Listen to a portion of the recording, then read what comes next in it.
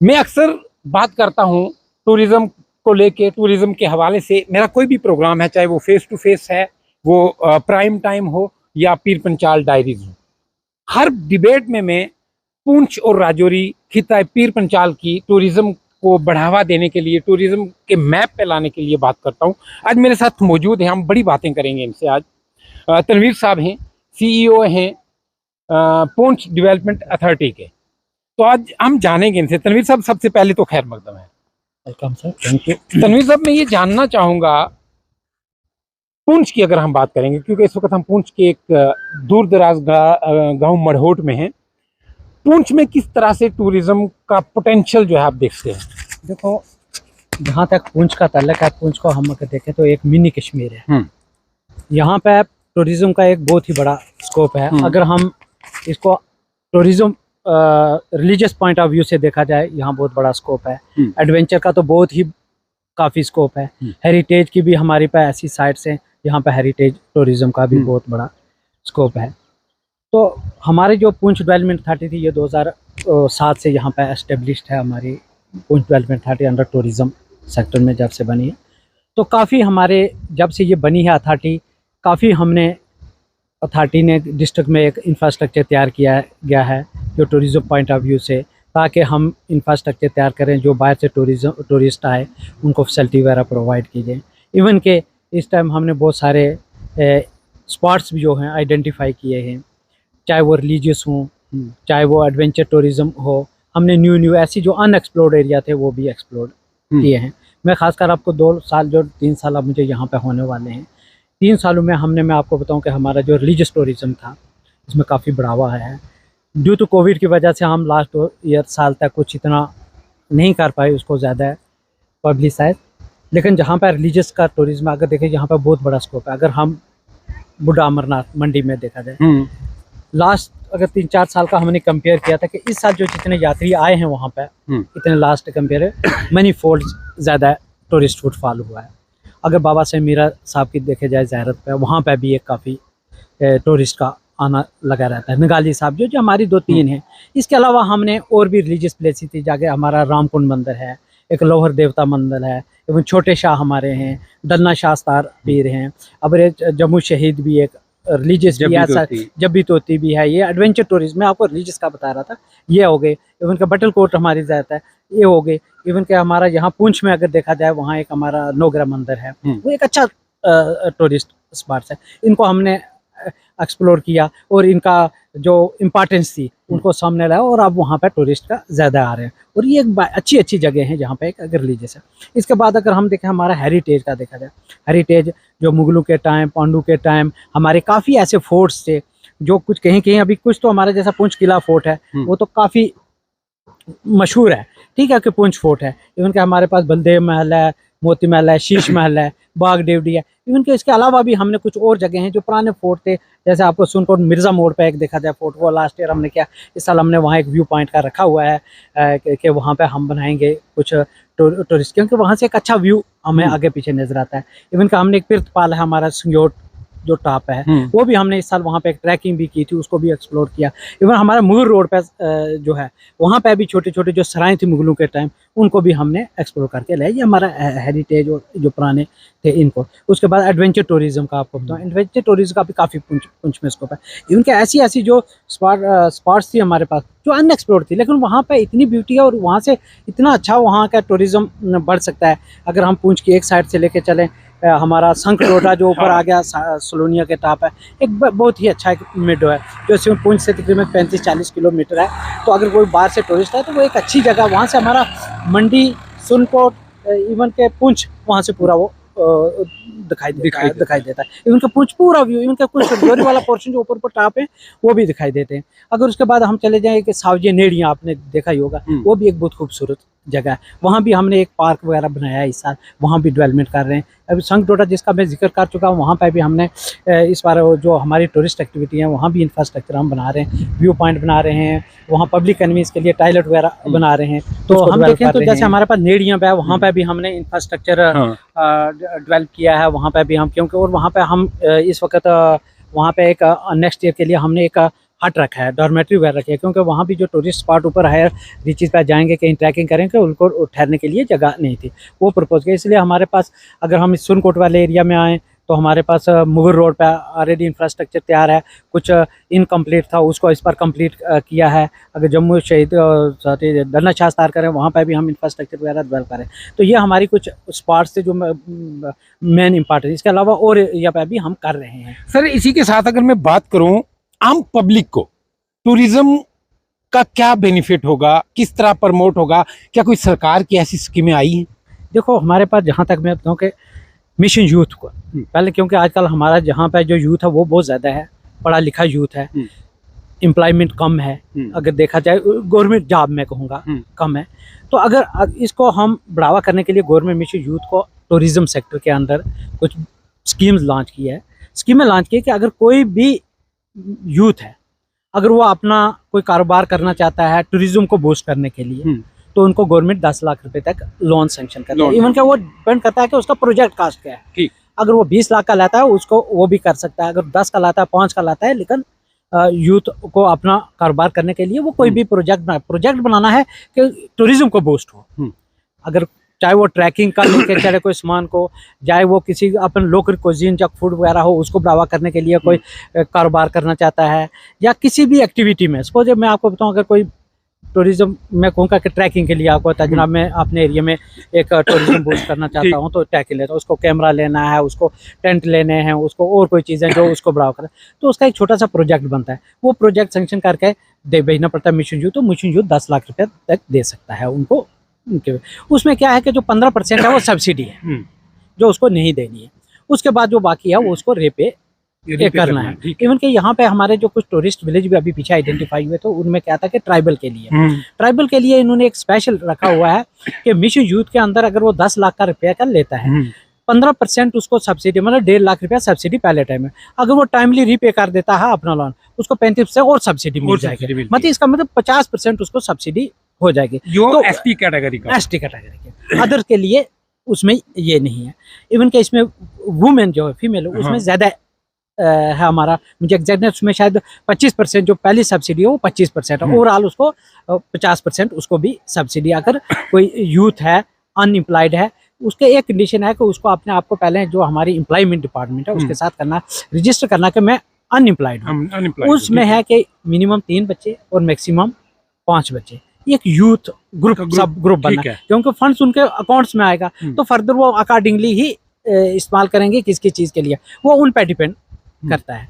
तो ये एक अच्छी एक स्कीम है अगर हमारा यूथ इसमें निकल के आए, क्योंकि हमारा यहाँ बहुत टूरिज्म का पोटेंशियल है। चाहे कोई भी ले ले, चाहे अपनी दुकान रखे उसमें फूड प्रिपेयर करे, या कोई टूरिज्म को बूस्ट करने के लिए कोई भी एक्टिविटी कर सकता है, तो ये अपना कर सकता है। गवर्नमेंट इसको लोन देने के लिए कोई नहीं है, लेकिन उसको पहले के रजिस्ट्रेशन बिल्कुल। तो सर, इसका प्रोसीजर क्या है? अगर कोई भी यूथ आपसे मिलना चाहते हैं, इस चीज का फायदा लेना चाहते हैं, तो किस तरह से वो अप्लाई करेंगे, किस तरह से अप्रोच करेंगे? वो अपने आप को रजिस्टर करवा दे। अगर अनएम्प्लॉयड यूथ है तो अपने आप को रजिस्टर करवा दे अनएम्प्लॉयड डिपार्टमेंट के साथ, हमारे जो एम्प्लॉयमेंट डिपार्टमेंट है उसके साथ, फिर वो हमारे साथ थोड़ा अप्रोच करें। हम उनको बताएंगे ऑनलाइन ही सारी रजिस्ट्रेशन होती है, म्यूजियम उनको पोर्टल बता देंगे, हमारे वही एम्प्लॉयमेंट डिपार्टमेंट वाले करते हैं, हम पूरी टूरिज्म डिपार्टमेंट पूरा उसके साथ कोऑपरेट करेंगे, जहाँ की उसको जरूरत पड़ेगी हम पूरा बता देंगे, लेकिन उसको रजिस्ट्रेशन पहले वहाँ करानी, और वहाँ पे अगर प्रोजेक्ट भेजना तो वहाँ से ही भेजना employment department through mission youth जो हमारे सेक्टर। एक अच्छी पेशरफ्त टूरिज्म डिपार्टमेंट कहें या डेवलपमेंट अथॉरिटी कहें, एक अच्छी पेशरफ्त यूथ के लिए,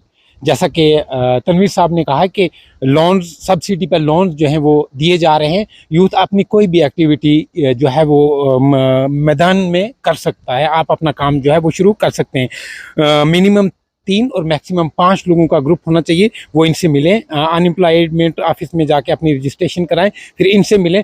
आप चाहे फोटोग्राफी करें, चाहे फास्ट फूड रखें, कहीं भी दूर उफ्तादा जो इलाके हैं उनमें आप अपना काम कर सकते हैं। इसके साथ ही मैं बात करूँ, दूसरी जो स्कीम आपने जिक्र किया था होम स्टे के लिए मैं जानना चाहूँगा उसमें क्या क्राइटेरिया है, कौन से इलाके आइडेंटिफाई हुए हैं, और उसको होम स्टे अगर कोई आपके पास अप्लाई करता है तो उसका क्राइटेरिया क्या है?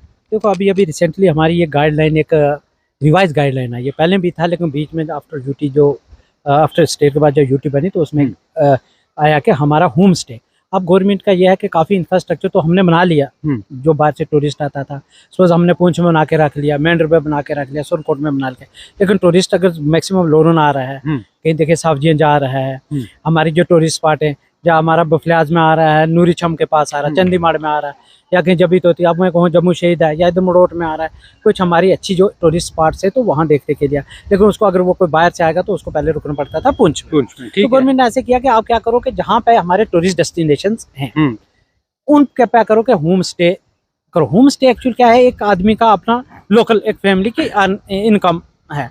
अगर किसी के पास एक घर है उसमें अगर 4 कमरे हैं, एक कमरा आप टूरिस्ट के लिए रख लो, या कोई बाहर से आता है तो उसके लिए रख लो 2 कमरे। हमारी गवर्नमेंट की ये गाइडलाइन है कि मिनिमम 1 कमरा और मैक्सिमम 4 कमरे एक घर में रख सकते हैं। उसमें कुछ चीज़ें फैसिलिटीज़ होनी चाहिए, वाटर फैसिलिटीज़ होनी चाहिए, खाने की मतलब किचन वगैरह होनी चाहिए, खाने का वहाँ मटेरियल मिलना चाहिए, इवन के नेट फैसिलिटीज़ होनी चाहिए, सिक्योरिटी फ्री जोन भी होना, मतलब security road connectivity security point of view से भी ठीक होना चाहिए। लेकिन जिस आदमी के घर रुको उसका कैरेक्टर भी ठीक होना चाहिए, क्योंकि ये तो हमारा एक फॉर्मेट है, उसमें होना चाहिए।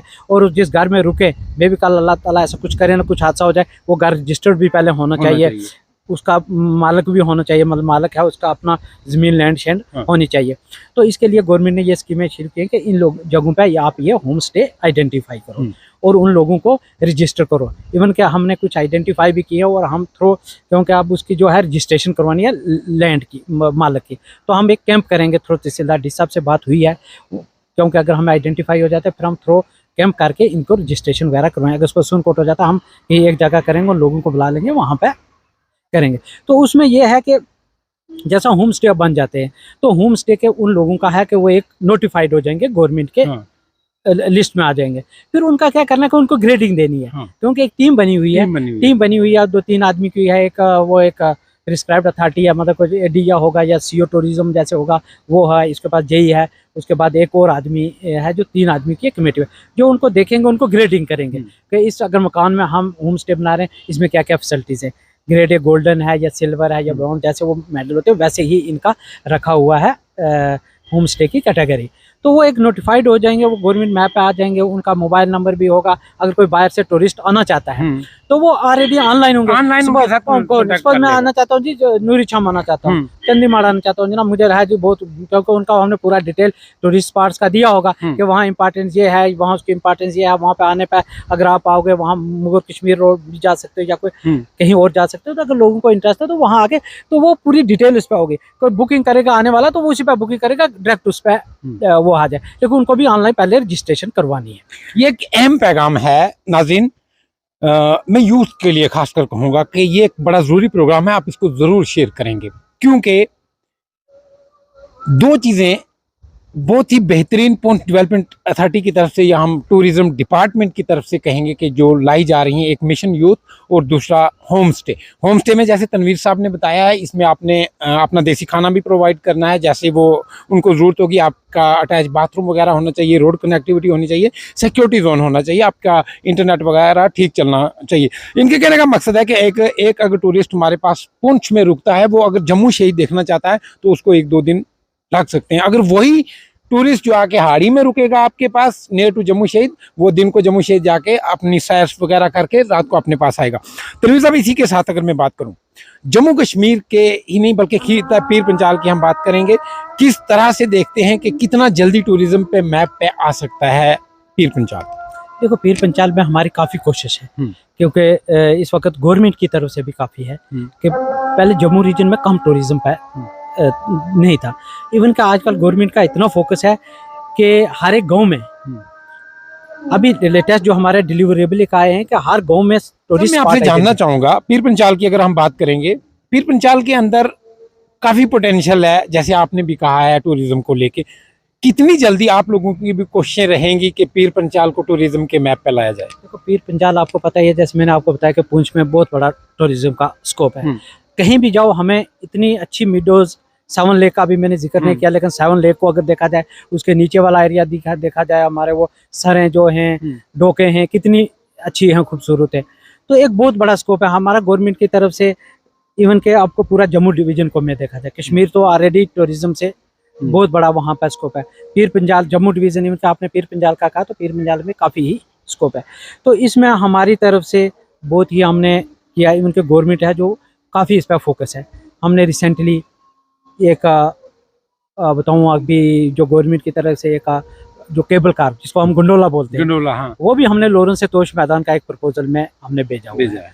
ठीक है, इवन कि हमारे जो टूरिस्ट डेस्टिनेशन जैसे अभी आपको मैंने बताया कि कोई काफ़ी अनएक्सप्लोर्ड एरिया थे, हाँ, उनको एक्सप्लोर किया, उन पे हम इंफ्रास्ट्रक्चर डेवलप कर रहे हैं। इंफ्रास्ट्रक्चर इवन गवर्नमेंट का वो फोकस नहीं है कि वहाँ पे आप बिल्डिंग बना दो, वहाँ पे अगर शेल्टर शेड बना दो, वहाँ अगर क्योंकि टॉयलेट वगैरह चाहिए, पीसी जिसको हम बोलते हैं पब्लिक कन्वीनियंस, वो बना लो, तो टूरिस्ट को ज़्यादा अट्रैक्ट करें और उनको मिनिमम रहने, साथ में होम स्टे का जैसे था, ये भी है कि टूरिस्ट डेस्टिनेशन पर ये चीज़ें होनी चाहिए।